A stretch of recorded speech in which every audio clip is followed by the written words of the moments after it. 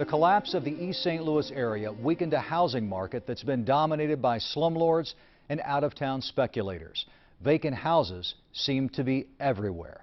The impact on residents is often devastating. Smoke fills the sky as another fire rages in East St. Louis. The fuel for the blaze is the dry, rotted wood of abandoned houses, the kindling of countless urban infernos. A dozen families live within a block of the fire that threatens to get out of control. Are you trying to make contact? As firefighters put out the flames, we hear the sirens of police racing to an unrelated emergency. Who owns those houses? I don't know. During the last few years alone, hundreds of vacant houses have burned in East St. Louis, and many of them still stand as charred shells, waiting to be torched again. To me, it's sickening. The Tanner family lives next to this mess. They bought their home 30 years ago and take good care of it, but most of the block is abandoned, and two of the vacant houses right next to them caught on fire this summer. The fire also damaged the Tanner's home. When people come from out of town, and they always ask that same question, what is this over here? It's a vacant houses. I said we can't seem to get anything done. This one has a code violation notice on it, dated last September. The owner had 10 days to repair the violations or supposedly feel the wrath of East St. Louis city officials. But that was a year ago. Clearly they didn't fix any of it, so what does that tell you? That nobody follows through on anything around here. I'm not surprised. East St. Louis Regulatory Affairs Director Robert Betts says the city is overwhelmed with the problem. He says the city has suspended demolitions. Betts says budget cuts have gutted his office, which now depends on volunteers to do some of the government work. It's almost to the point where it makes you cry sometimes. It's kind of degrading. What was this neighborhood like when you moved in 33 years ago? This was one of the nicest neighborhoods you could move in. Columbus Liddell raised a family on the opposite side of the city. Now he has a half-dozen vacant homes on his block alone. It's hard to swallow. It's hard to swallow because I know I'm not the only one pay tax in East St. Louis. And at least East St. Louis could show us what they're doing with some of the money. The city has put little effort into going after the people responsible for these properties. The city just hired a collection agency. That's correct. Why didn't the city hire a collection agency years ago? Well, we have had collection agencies in other areas. We sought it another way, and then we said, let's stop doing it the way we've been doing it. Is that because it wasn't effective? It wasn't as effective as we needed to be. Ceron and Associates has been one of the biggest property owners of rundown housing in East St. Louis for more than 50 years. The family-owned slum real estate empire owns about 500 houses and vacant lots. Many of them look abandoned. But a News 4 investigation found that within the last year, the city of East St. Louis had only cited 13 of their properties for code violations. I was desperate because I didn't have anywhere to live. Mahogany Burns bought this house from one of the Ceron's companies.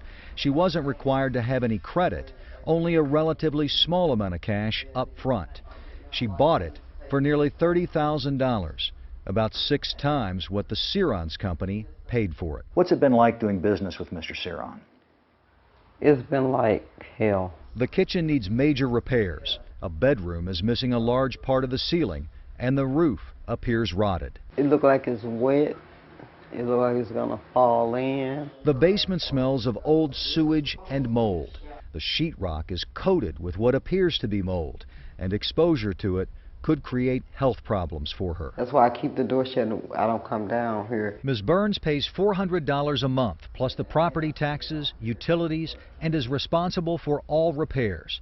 The one-year agreement has a final payment of $25,935, and it's due in 7 months. Do you think you'll ever pay off this house? No. They know I won't.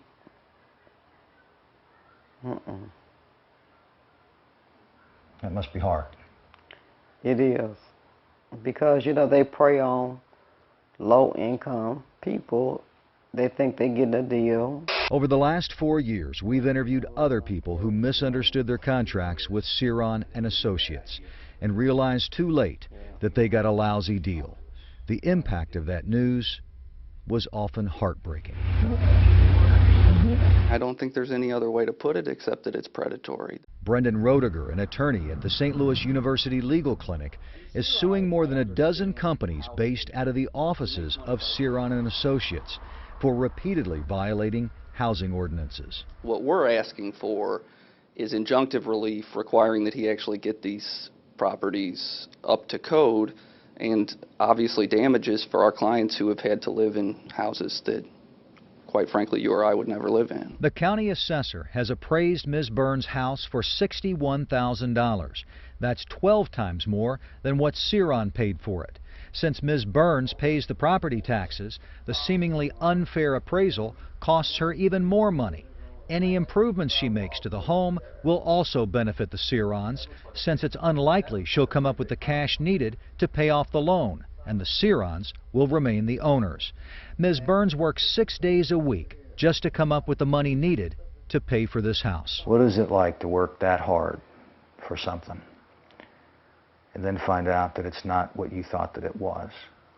It's really hard, you know. It's disappointing because he prey on the low income.